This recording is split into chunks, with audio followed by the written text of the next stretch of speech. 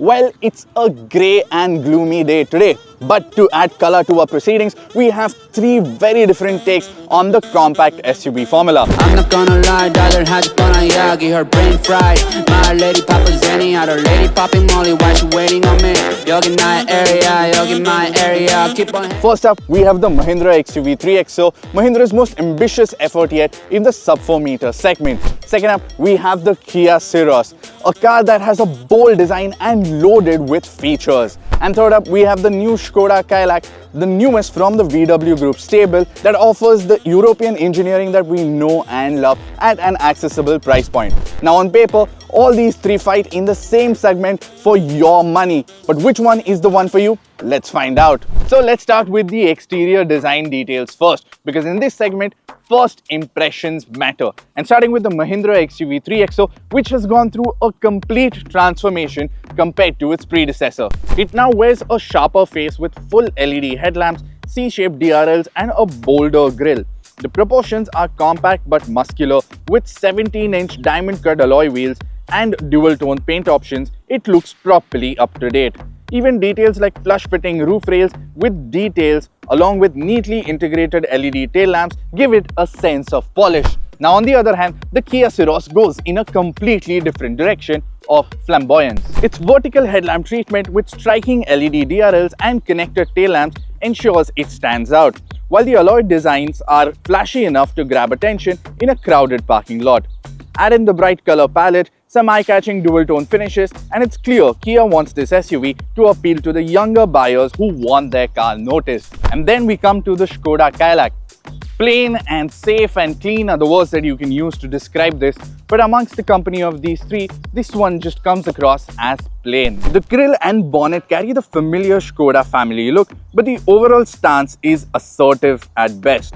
It's neat and inoffensive, but it doesn't excite. In a segment that thrives on presence, the Skoda Kylaq risks being in the background.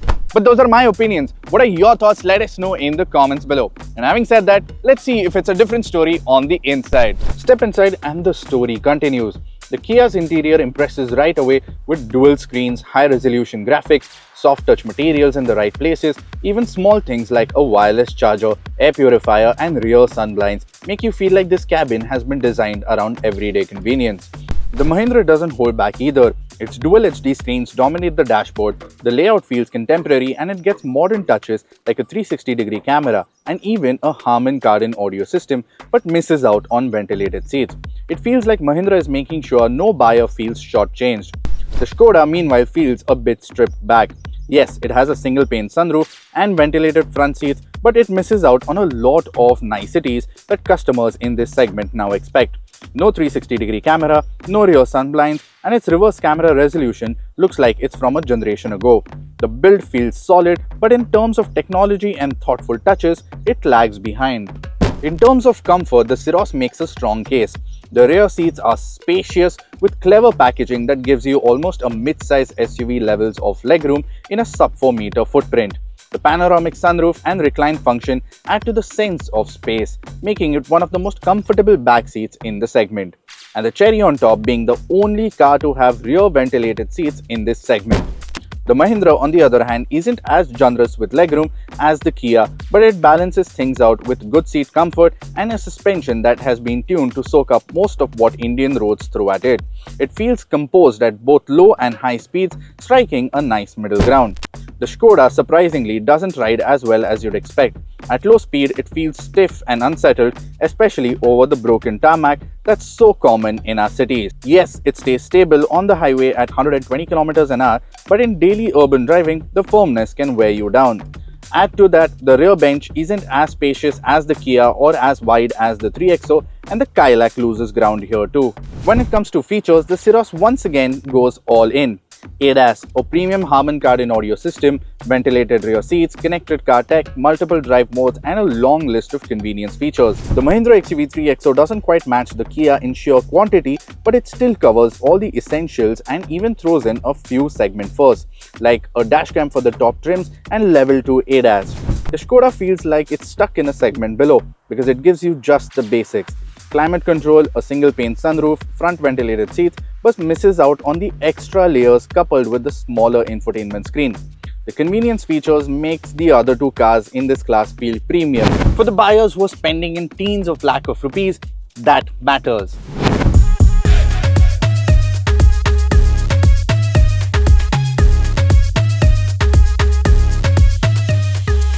The Skoda Kylaq is powered by a 1-litre 3-cylinder TSI petrol engine that makes 114 brake horsepower and 178 Newton meters, paired with a 6-speed torque converter automatic. And in the city, it feels slightly slower to respond at low speeds. There's a moment of hesitation before the turbo wakes up. But once you're past that, power delivery is smooth and progress becomes easy. The mid-range is where this engine really shines. It punches above its weight and feels stronger than its cubic capacity suggests.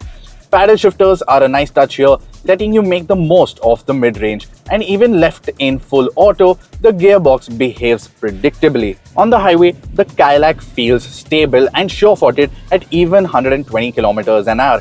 And around corners, it's surprisingly engaging, with light but accurate steering.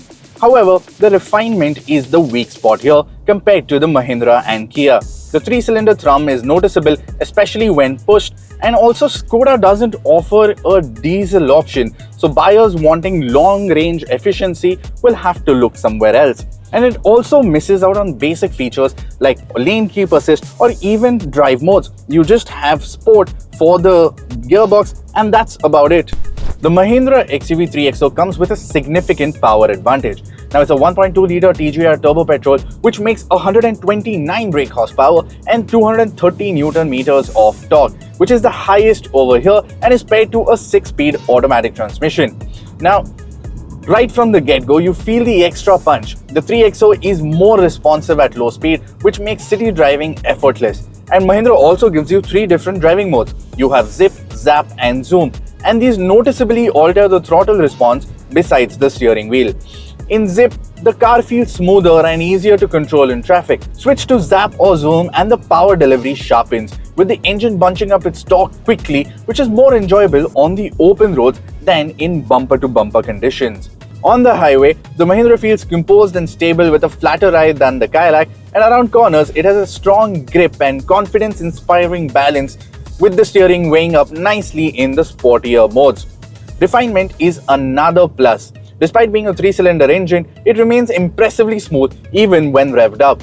There's also a 1.5-litre diesel engine on offer by Mahindra, which gives you 115 brake horsepower and a healthy 300 Newton meters of torque, which is a big plus for high mileage users. Now the Kia Syros offers the broadest spread of powertrains. The 1-litre turbo petrol engine makes 118 brake horsepower and 172 Newton meters and is paired with a 7-speed DCT.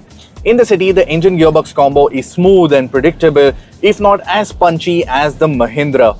There's enough torque for quick gaps in the traffic, and the DCT shifts are seamless in normal conditions. On the highway, it cruises comfortably, but overtakes need a bit of planning than the 3XO.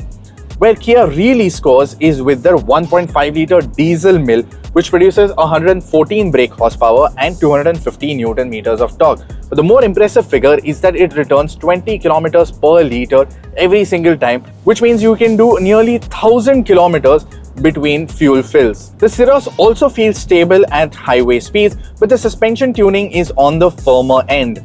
It can feel slightly brittle on broken roads at low speeds, though it settles down as the speed rises. The steering is light and easy in the city, though not as involving as the Skoda in the twisties. Now, what sets the Kia apart from the other two is that not only does it get drive modes which the Skoda misses out on, which is City, Eco and Sport, you also get 3 different traction modes. So you have snow, mud and sand as well. So, where does that leave us then? Starting with the Kia Syros. It is the most tech-loaded, the most feature-loaded, the most comfortable, especially in the back seats, and is the most rounded package, but at a price. It even gets a set of features that even its bigger sibling misses out on. On the other hand, the Mahindra XUV 3XO is the one to get if you want something fun to drive, because this is the most fun SUV in the entire lineup, which doesn't compromise much on space, gets a decent set of features, and is relatively more affordable even with level 2 ADAS. And that brings us to the Skoda Kylaq. Now this is the one to get if you want German solid engineering as well as bragging rights. Because one of you is going to comment down saying that Skoda is owned by Volkswagen and Volkswagen owns Lamborghini, Ducati and even Bugatti for that fact. And that is like saying that I'm as good as Jeremy Clarkson because he too worked as a host on Top Gear. And that simply does not work, right? And on that terrible disappointment, let us know in the comment section which of these three SUVs gets your hard-earned money. Thank you for watching BBC Top Gear India magazine. We will see you guys next time.